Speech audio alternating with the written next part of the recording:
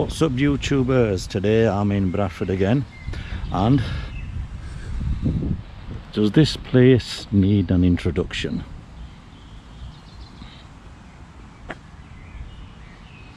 Well, for those who are not local, it's Lister Park, and right in the distance we've got Cartwright Hall. There's a map here.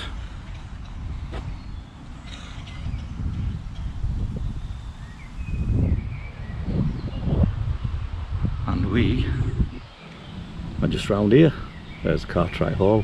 The reason why I'm here is I've come here to talk about the first burial of a Muslim in Bradford.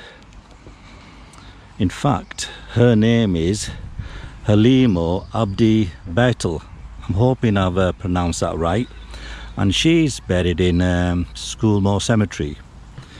And she has quite a bit of connection to Cartwright Hall. So with me shortly, 𝗵𝗿𝗃𝗁, who's a local historian. He will join us and give us the backstory and some illustrations of the Cartwright Hall and the reason why Halimo was here. So if you're into local history, especially Bradford, please do subscribe to our channel, share, like, and do comment. We're always here to interact with the subscribers and our viewers. So right in the distance I can see Andrew on 𝗵𝗹𝗄𝗏. Andrew, thanks for joining us again. No problem. Nice to be here. Good to meet you, and good to meet you as always. As always, yes. Right. So this is a story that some people know, but a lot of people don't, and I'm going to try and give you sort of an insight to how we get from Cartwright Hall, which is Bradford's main art gallery, to the first ever Muslim burial in 𝗪𝗏 Cemetery at the other side of the city. So basically, Manningham Park and Cartwright Hall were given by 𝗏𝗏 who Lister's mill fame, which is just up the road here, and he donated the grounds for recreation purposes and for the gallery to the people of Bradford.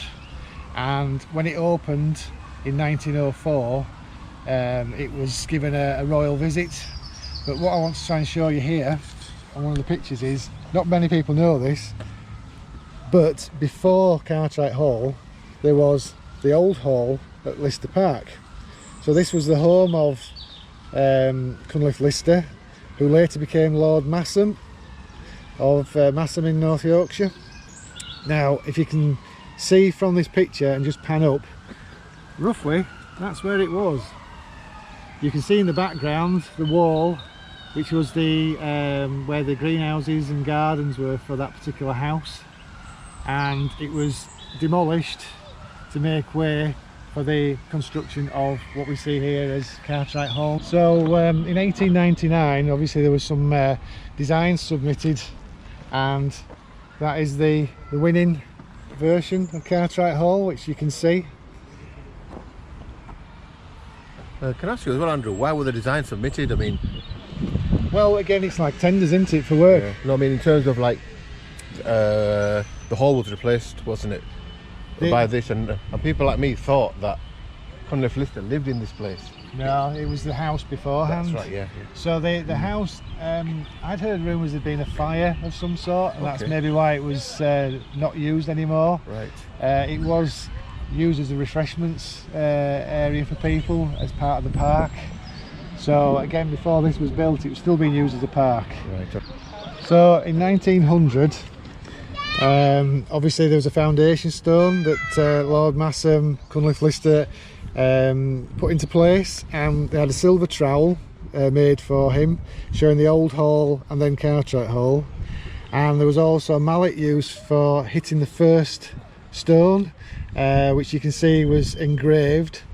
But what I can do is I can show you a bit of a close-up of that. So that's the engraving on top of the mallet, and it mentions Lord 𝗵𝗏𝗁 at the top there, and everything you need to know that it was on the Queen's birthday, 1900.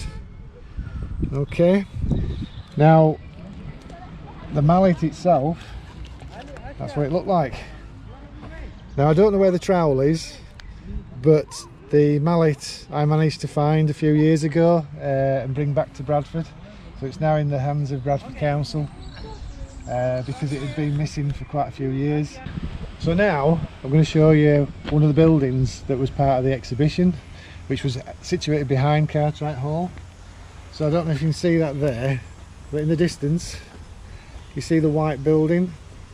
So that was the industrial hall, which was an exhibition hall for showing the best that Bradford could produce. There were all sorts of stalls in there of all the famous names at the time. Was that a permanent feature or? No, it was just there from May to October time. Yeah, so probably built out of what would you say? Probably built out of wood and dismantled straight after the event was finished. Right. But you'll see that a little bit further on where you'll see the exact scale of it, because the foundations are all still there. So you can see from this image now where we are, and there you go. So yeah, it was quite a huge structure which would have been seen around the park, but now gone. So a few years ago this was on display in Cartwright Hall, and this is one of the original posters that would have been outside the gates of the park detailing the event. So you can see there, May to October 1904, and it was to celebrate everything about Bradford being fantastic. How many people attended the event? Would you say just a handful or? I think there was quite a few. What was it, about 2 million, something like that? Oh right, gosh. Yeah. That's a lot of people, isn't it? It's just a short space of time as well. Because there were so many things to see. Yeah. I mean, what I've got here is a map of the actual event. And you can see from that Cartwright Hall... It's a bit of a reflection, let's go down, that's better. Yeah. Cartwright Hall is there, and if you see around the park how many events and buildings, there's so much going on. So there was lots to see, so you would literally come here for a day. So this one here is where we're at now basically, isn't it? So yeah, what I thought we'd do is we'll go for a little bit of a wander. Yep. And let's find what's left of some of these buildings. Sounds good to me. Okay. So yeah, some people might have just come for the day, but then there's the chance of actually having a season ticket. This has just been enlarged a bit to show you, but it'll be a lot smaller than this. So it's like a little booklet where it allows you to come to the event for the entire duration. Yeah. So May to October, you were allowed to come back in. So again, it wasn't just a day's event. It could be you might come back in 2 or 3 months time. Yeah. And what's the name on there? What does it say? It says Mary Whittingham, I think. Address? I think maybe Fernbank at Heaton. It's a little bit hard to see, but I wonder if it still exists, that place. I would imagine if it's one of the big old Victorian houses, possibly. So this, now we're at the location of where the industrial hall used to be, which again the trades hall. You can see from this picture, it was quite a substantial sized building, and if I just move that away, you can see some of the redeeming features left. The balustrade might have been wood first, but then it's been replaced with stone.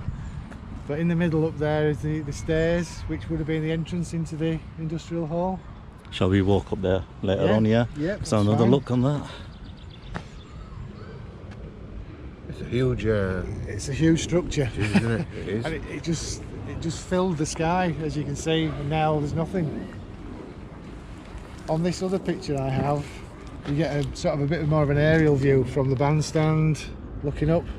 Is that this bandstand? Or? Yeah, that's the one. There's a bandstand there. Yeah. So they actually took the photograph there from one of the rides, because they were quite high up looking down. Right. But we'll show you one of the rides in a minute. So we're just going up to the steps of the industrial hall, which is shown on that picture. Whoops. So where the archway is it there? That archway in the middle there. Yep. These are the staircase. Do you think that was sort of here before? No, this was built at the time. You can see from the age of it as well. It's over 100 years old. Let's have one more look at that picture. Where the staircase down here, did you say? Just there. Just there. Yeah. All right, towards the entrance. Okay. Right. So if you like to come up the stairs, we'll have a look and show you the expanse of the actual area that was used for the industrial hall, which had thousands of stalls in it.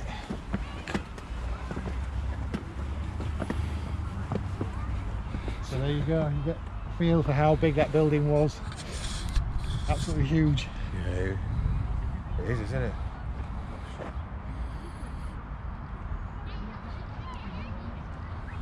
And if I go back to that picture again, that's the where we stood now. We're in the inside of that building. Inside of the building, right? Yeah, you just come to the top of this. So, right, so if I walk, Andrew, is it? Yep. Would have been all around here. You're inside now, yeah. You Inside the invisible building, you can yeah. either look at the latest dresses, Okay. or the latest technology. It would be all on display in this area. Top hat or whatever. Yeah. Anything that Bradford produced would have been on show in here. So now we're going to go and find the Somalian village.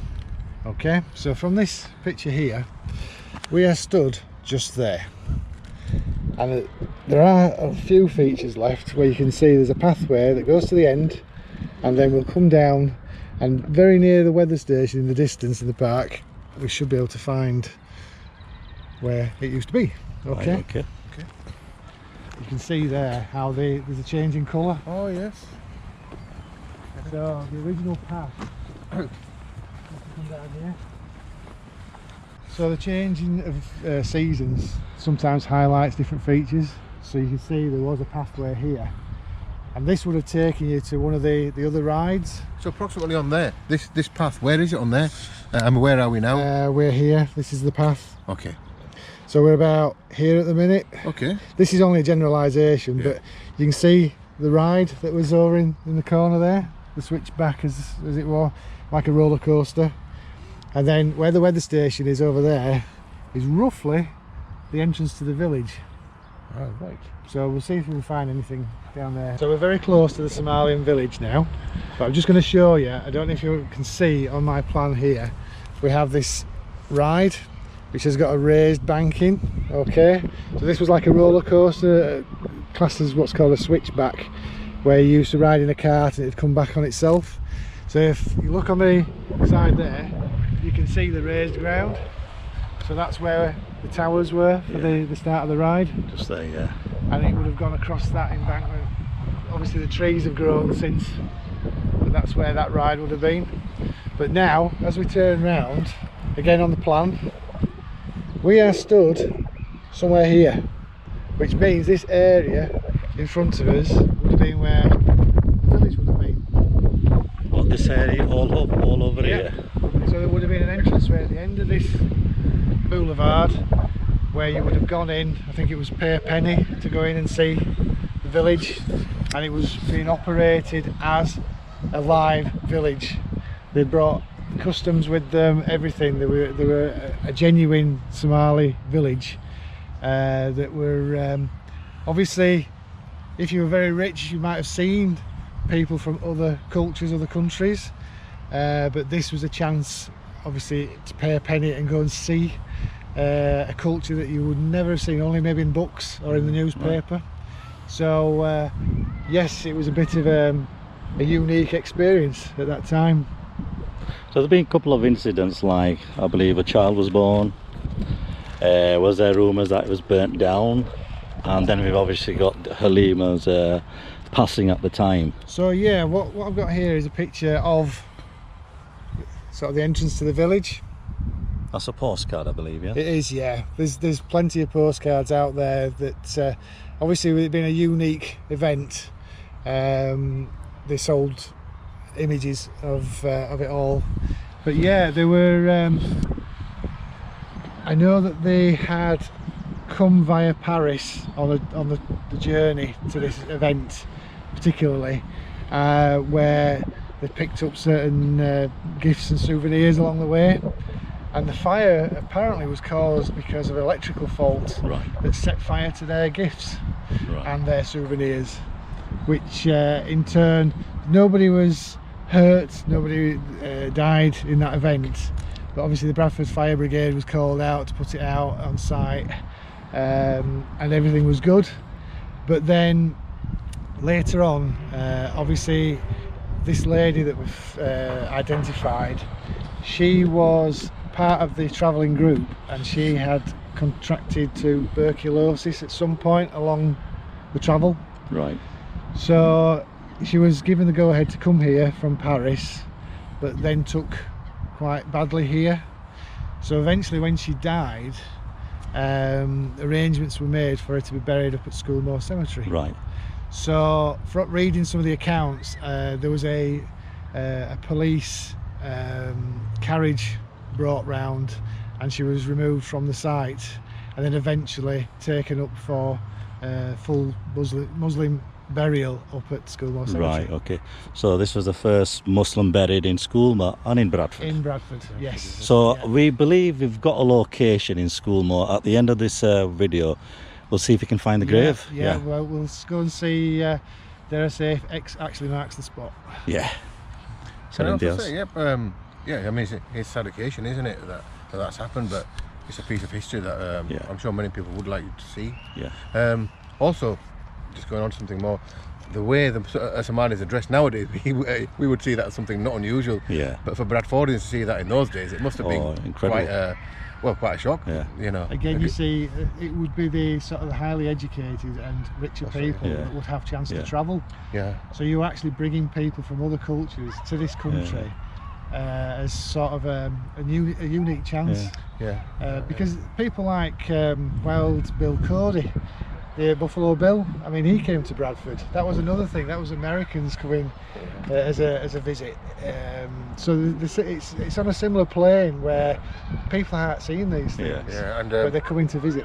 And in those days, obviously the empire still existed, and Somalia had some links with the British Empire. Yeah. I mean, from what I've seen so far, the event was quite amazing. Absolutely it was a huge event, and it was to celebrate what's good about Bradford at the time, the best things, but also the world.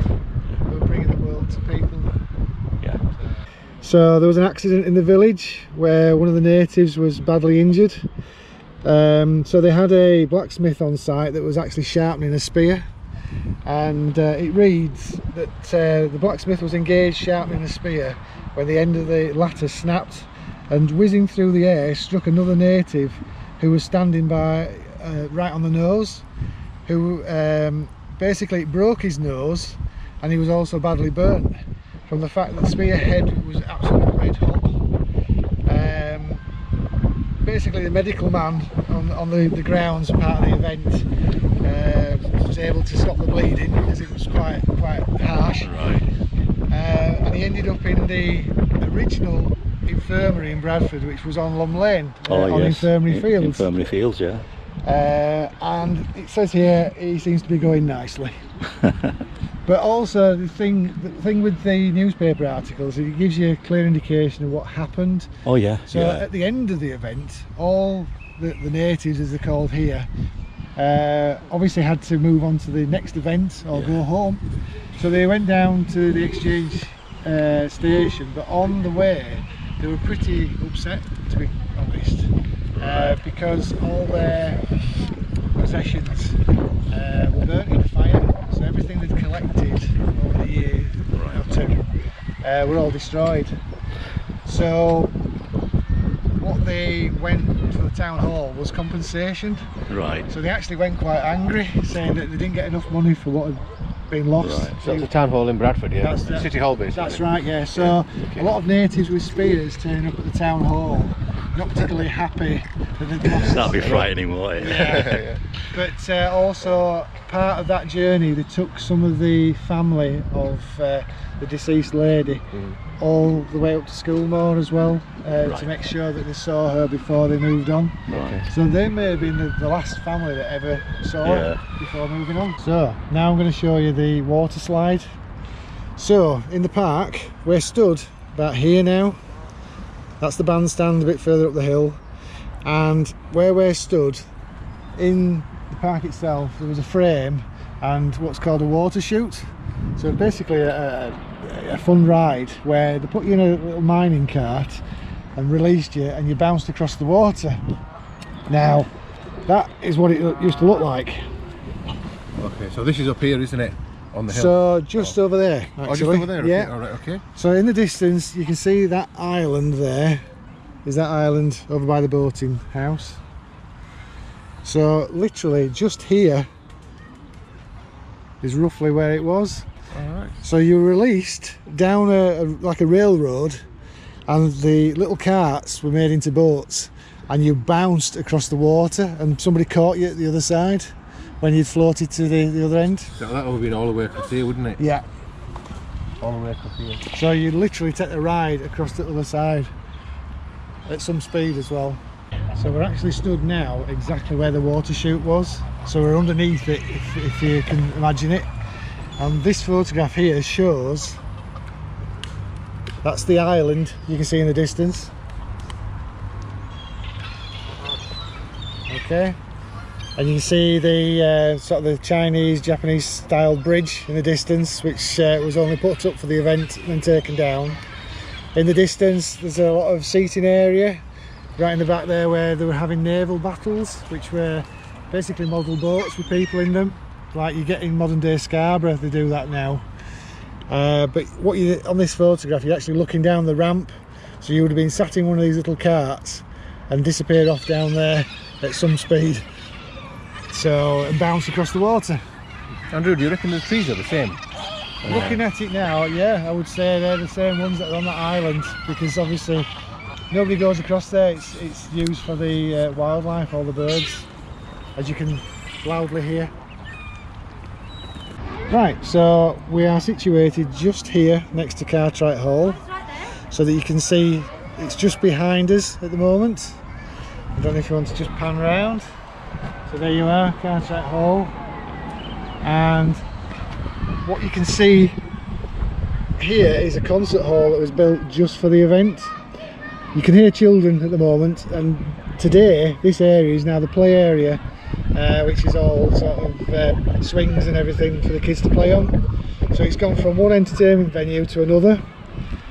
You can see by this image that the main boulevard went up the middle of where the kids play area is now, to the entranceway to this theatre. But also you had entertainment, so you've got things like Crystal Maze, which was a hall of mirrors, and you had a rifle range as well, so all things to entertain you. It was built just for them months, May to October, and then taken down. And it's across there. Yep.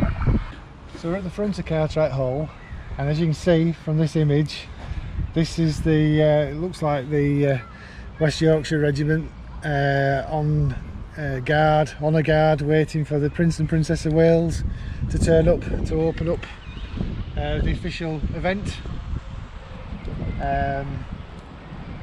So there's the entrance, and yeah, and there's the entrance yeah.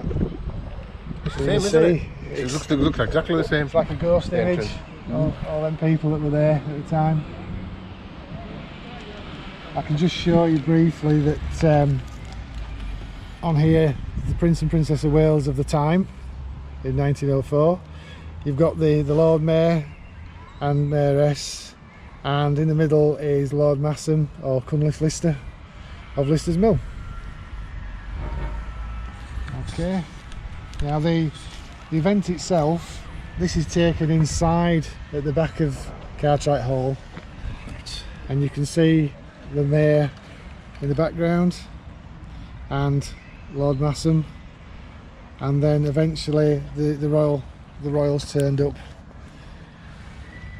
and the Prince and Princess of Wales stood there ready for officially opening the event and Cartwright Hall.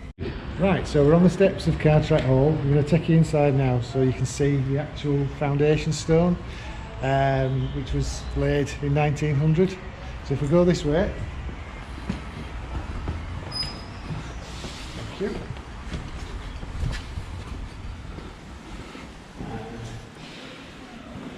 There we go. So the mallet that you were talking that we got about earlier, yeah, the mallet is what struck that stone.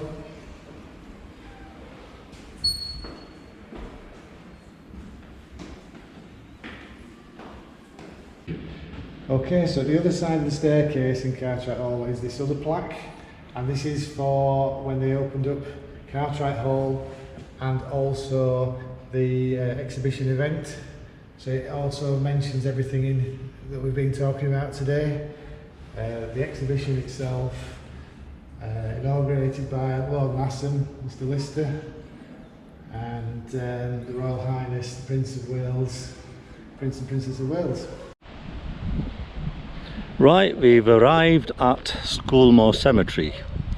While Andrew and Imtiaz are actually locating Halimo's grave, I'd like to quickly mention that this channel is not a documentary channel as such. I don't like to overburden my viewers with information or stats. It gets quite tedious and boring. This channel is mainly about visuals. I am a visual person. If you need any information, in-depth information, you can easily Google on the internet. But the idea with me is for you guys to walk with me as if you are the viewer with us. Because, for example, if you watch a documentary or a news flash, they will take you to the scene of the crime, and they will only give you about a 3-second shot of an establishing shot, and that's it. With me, I'm totally the opposite. I like to really go in depth, close up, and basically just take my time and get you guys absorbed in the subject.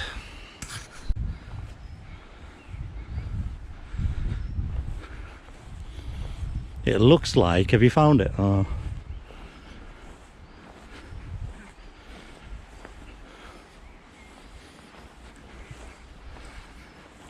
Right, yeah. Right, I don't want to stand on any graves, but I'll try to get close up.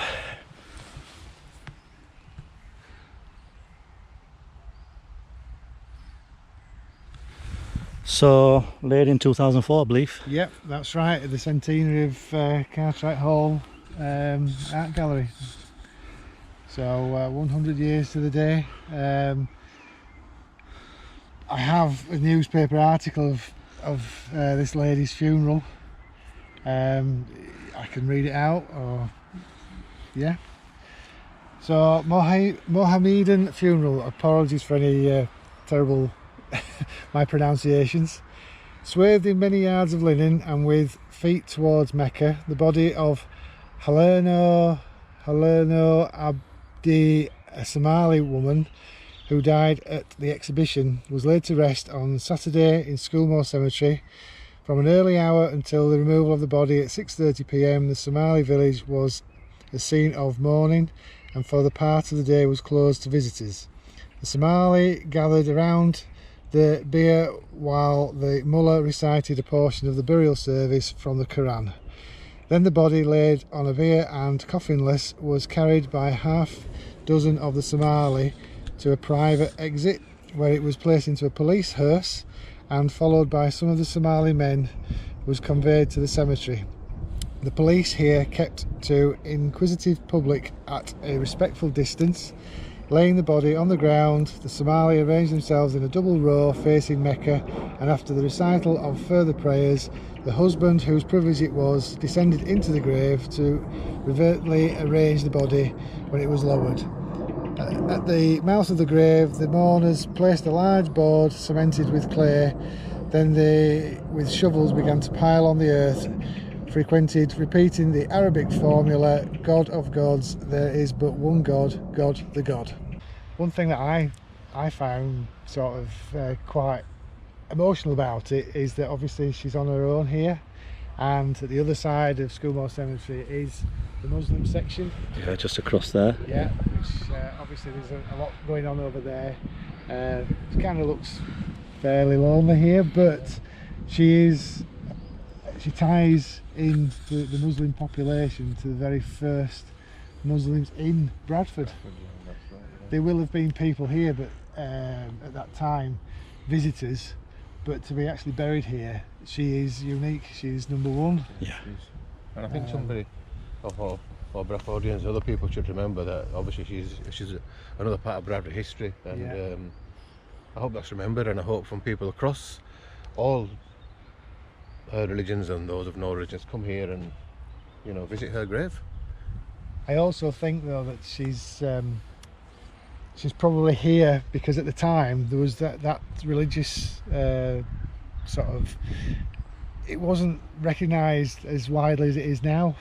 Obviously in other countries, you know, everybody had their different religions, but this would have been a plot that was spare, so it would have been a unique burial. So yeah. And the amazing thing is she got full Muslim burial rights as well at that time. Yeah, that's right. So all around here there'll have been Somalis. Yeah. She was lucky that she had people around her that could do those rites. Because obviously if they'd have all gone back home and she would have been left here on her own, then nobody would have known what to do. No, and the closest place, you know, who would have known what to do would have been in Woking, but very far from here. Yeah. So it's although it seems a sad conclusion to our story, we're probably the first people to visit her since 2004. Right. And previous to that there wasn't even a headstone. Yeah. So it's quite an important tale from the glitz and glamour of the exhibition opening up in Cartwright Hall to this one lady's struggle with illness, and then obviously being left behind at the end of it all in October of 1904.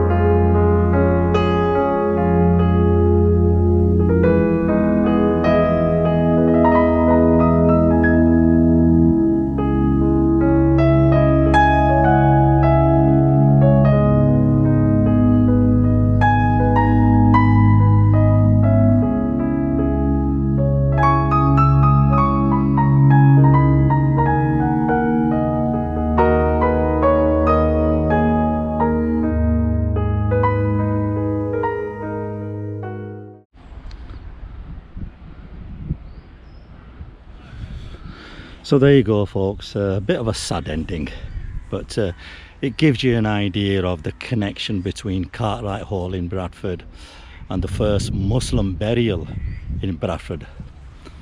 And as you can see, Andrew and Imtiaz are talking in the background, discussing the very subject. So hope you like this video, and we'll definitely meet you on the next vlog. Peace out.